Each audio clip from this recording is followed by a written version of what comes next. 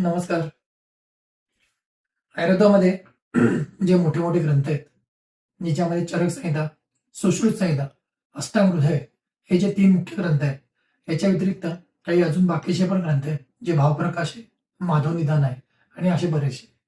तर हे ग्रंथांची नावं तुम्हाला सांगण्यामागचा उद्देश एकच, तो म्हणजे या ग्रंथांमध्ये एवढं सूक्ष्म अभ्यास केलेला आहे, की आयुर्वेदाच्या प्रत्येक गोष्टीमध्ये जर एखादा डिसीज असेल, त्याचं डायग्नोसिस, त्याच्यानंतर त्याची ट्रीटमेंट, त्याचे डिफरन्शियल डायग्नोसिस, त्याच्यानंतर त्याच्यामध्ये जर समजा त्या रुग्णाला अशा परिस्थितीमध्ये जर समजा इमर्जन्सी आली, तर त्यावेळेस काय करायचं, इतके सुद्धा त्याच्यामध्ये डिटेलिंगमध्ये वर्णन केलेलं आहे.